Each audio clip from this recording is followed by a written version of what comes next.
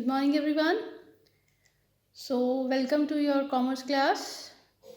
As we were on the topic of planning, we have covered almost all the topics, like from planning features, the types of plans, their detail.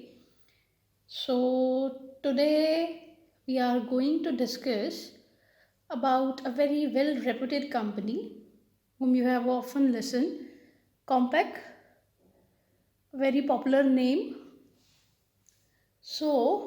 This name is quite facing few difficulties in the early decades.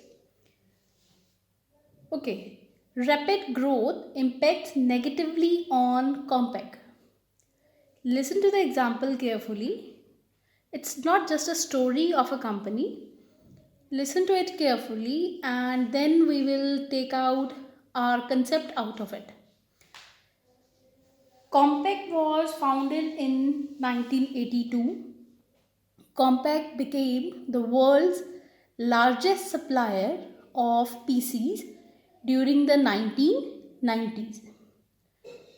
Company focused on differentiate its offering from other PC manufacturers by producing a system with better graphics and improved performance and reliability, all at a competitive price. So now we all together find our chapter out of this.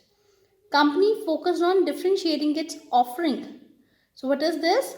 A plan of a company to excel. It's a strategic planning. It's a part of planning premises in which they are planning how to compete with their competitors by providing them better graphics, improved performance and reliability. So next, employing highly experienced engineers and very astute marketers. Okay, see the word astute marketers. Astute are who are skilled enough, like skilled and expert, both qualities all together, in addition to partnering. Now, first thing, they offer better graphics. Second thing, they give good performance. Next is they aim at reliability, highly experienced engineers. So see, these are some of their objectives, right? Then very astute marketers with Intel. Intel is a core processor. So Compaq is a collaboration with Intel as a partner. Now, it gave Compaq enormous credibility. Word credibility is not a new one for you. That is, it increases your reputation in the market to raise loan and a technological lead unmatched by its competitors. No doubts, it's a renowned name and is dealing at a great speed. During its second year of operation, after a year, the company became the first startup after a year, just after a single year, like it was founded in 1982, and after that, what happened? 1 year later, the company became the first startup ever to hit $100 million mark so quickly. Now, after 4 years, that is in 1986, with record sales of $329 million, company became the youngest ever firm to make the Fortune 500. So he was titled as Fortune 500. 20 years after its founding.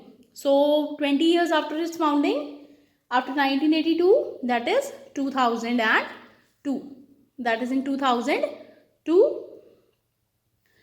In 2002, with almost $2 billion in short-term debt and stock trading at around $12 per share, down from a high of $51.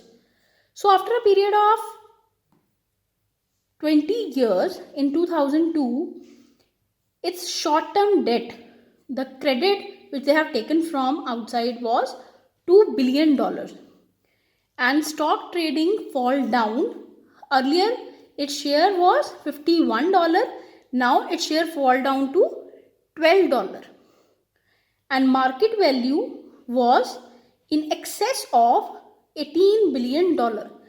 It means towards bank they have to give $2 billion, and for market they have to pay $18 billion. Hewlett Packard offered Compaq that all its shares will be taken over by it, and the Compaq brand name was discontinued in US 11 years later, right? Cause of Compaq's demise lay beyond market forces. So this is the main point. Compaq's demise cause is market forces. One point behind the failure of their plans. Another is they suffered from same issues, particularly startups. Like in this beginning they had a remarkable growth, but after that their issues started. Now it's a fact that companies with more moderate growth face the lowest risk. Companies with more modest growth face the lowest risk, and company those are at a excel speed in the beginning, they face the highest risk. Yet now other companies also we have, processing companies, IBM, Dell, Microsoft, they did not suffer similar fate as Compaq, but other factors had come into play. So other factors were there which make their demise. By buying Tandem Computers in 1997 and Digital Equipment Company in 1998, it may be that Compaq added a great deal of complexity to what had been a simpler, fast-growing personal computer company. By buying Tandem Computers in 1997, they bought Tandem Computers and Digital Equipment Company in 1998. Compaq added complexity in their PCs. So Compaq again tried to change its plans and to move into the services and software. So out of this example, now we come across, it's one thing to grow rapidly, it's quite another to grow rapidly but under controlled conditions. Controlled conditions is the controlled plans. That successful plans, the effective plans which could make our progress effective. So now by listening to the example, we can come across why plans fail. So as related with Compaq, first point is unrealistic goals. So having a very excel growth in the beginning and making unrealistic objectives as your aim may happen that your plans fail. Frequent and unplanned changes to the original plan. If you keep on changing your main plan by some derivative plans in between the annual year, your plans may fail. Next is unforeseen events. Yes, like in Compaq they face what? Fall in their market shares. So that was a very unforeseen event for them. So in that case, plans will be failing. Monetary and time constraints. Monetary and time constraints. Monetary is money worth and time lag. Time always plays a very good role in everyone's industry's life, organization's life, and money, that is raising of funds by the way of debt. If your debt is more, then you must be failing in your plans. Next one, lack of expertise and skills. Their main plan was to hire extra qualified engineers. So if on the contrary the experts and skills are not available with you, then there is a chance of failure of plans. Unrealistic expectations. Like if you are planning and being in a company, you are planning remarkable sales with highest profit margin, then there are some unrealistic assumptions which may lead to the failure of plans. Lack of control and discipline. So all the above given reasons are one are dealt under one factor if your company is not under your control and is not disciplined. If your plans are not disciplined, you are not making them continue in the same way, then they are failing. Group dynamics.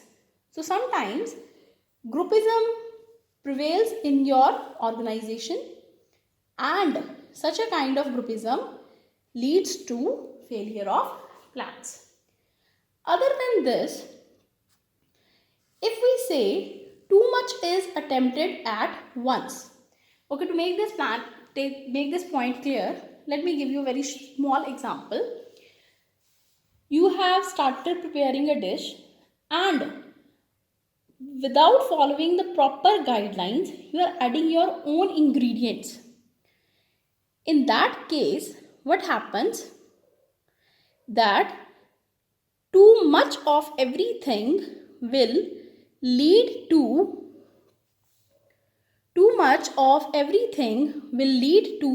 failure of plan. Corporate planning is not integrated into the total management process system.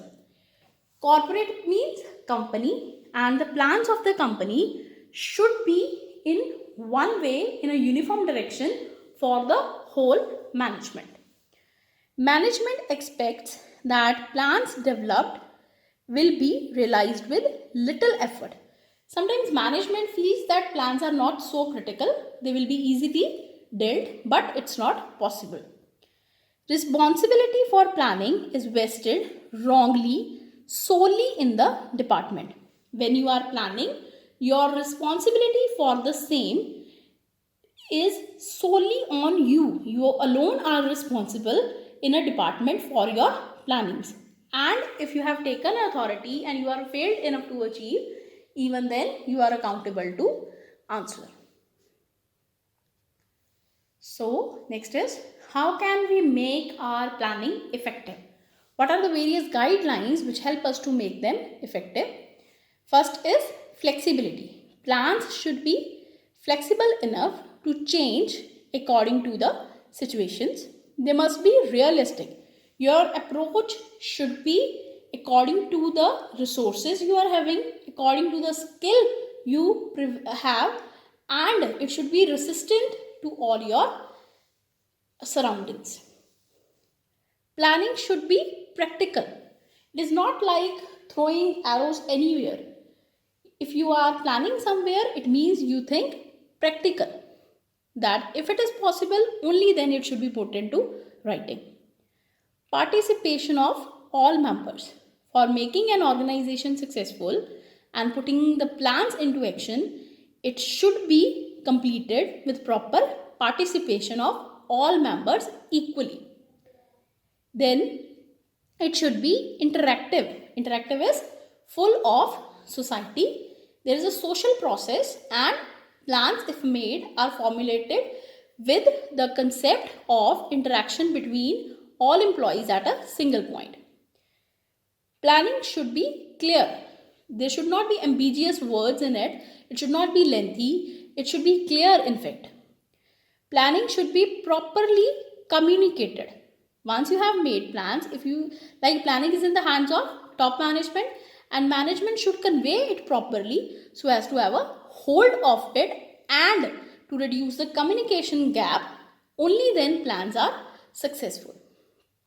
Properly timed. Your plan should be time bound.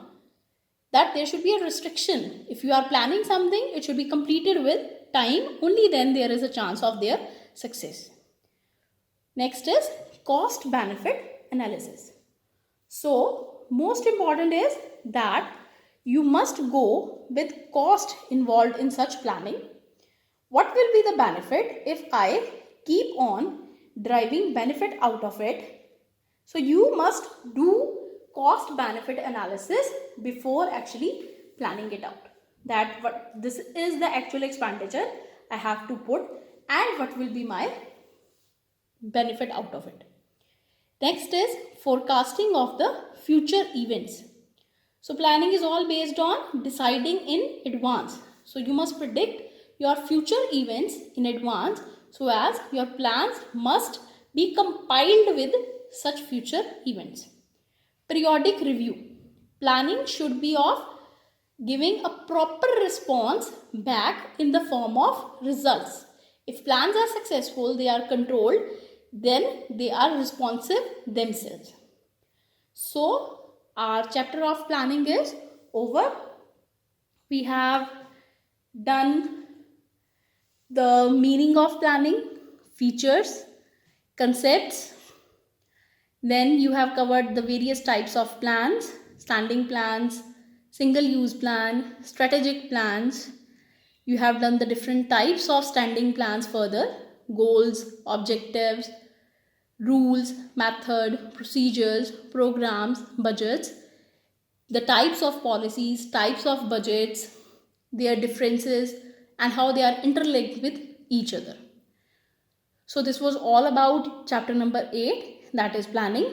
For more clarity of the concept, do listen to the videos properly. Follow the link for the clarification of your doubts and go through the lesson properly. Underline the key terms. Answer the questions.